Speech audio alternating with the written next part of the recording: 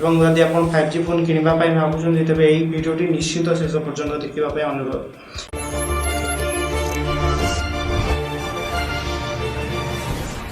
नमस्कार सांग माने मु बापुनी आपण मानक स्वागत करछि पुणी थरे मो चैनल टेक्निकल बायर। आपण जदि 5G स्मार्टफोन किनिबा पय भाबुछन तेबे ए वीडियोटी निश्चित शेष पर्यंत देखंतु एवं मु आशा करछि ए वीडियोटी आपन निश्चित भाबरे भलो लागिब। अनेक कंपनी 5G फोन हम भारत बाजार रे प्रवेश कराई सारलेनी किंतु मु कहि दबा पय चाहूछि वर्तमान सुधा भारत रे 5G नेटवर्क ही नाही।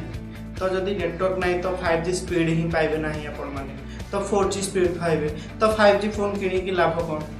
एवं 5G फोन रो प्राइस 37 प्लस प्रथम Realme या लॉन्च करतला एवं बहुत कंपनी माने भी लॉन्च करलेनी। जदि आपण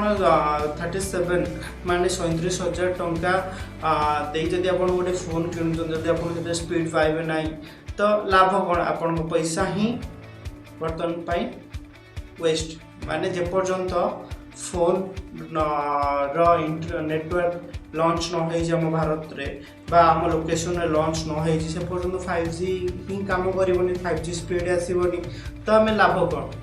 आम 5G फोन कहीं किणवा 5G फोन आम ये किणु कहीं स्पीड हम 4G ठार नेटवर्क जो आम संध्या बेला जो नेटवर्क स्लो हेनी तो ये आम 5G किणवा किंतु जब आम यही सब सुविधा पाइबा नहीं तो 5G फोन कहीं किणवा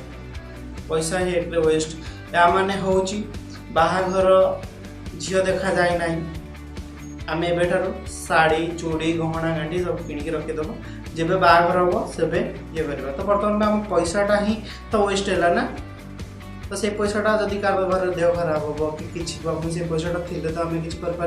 जदि आम सपोज फोन किणी दौरान तो से पैसाटा एवं कौन से कम लगिपर ना से मुझे अनुरोध कर 5G फोन एवं किणतु ना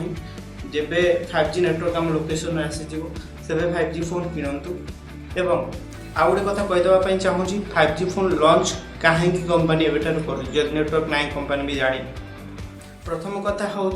5G फोन जो सॉफ्टवेयर अच्छी काम करुच्ची कि ना ठीक ठाक एवं भर जंत्रपाति सब ठीक ठाक अच्छी ना नहीं नेटवर्क ठीक ठाक काम कर नेटवर्क ठीक से आसूची ना नहीं रेडिएशन केते कम केते अधिक ताहा सब इनक्वारी करने से ही लॉन्च करुच्ची आम भारत बाजार रे 5G स्मार्टफोन तो ये कहूँ आम ही मूर्खामिता करुचे फोन किणी 5G तो आम फुटरे किणवा तो से प्राइस आम 4G फोन भी बहुत भल से आम पाइपर 5G कहीं किणवा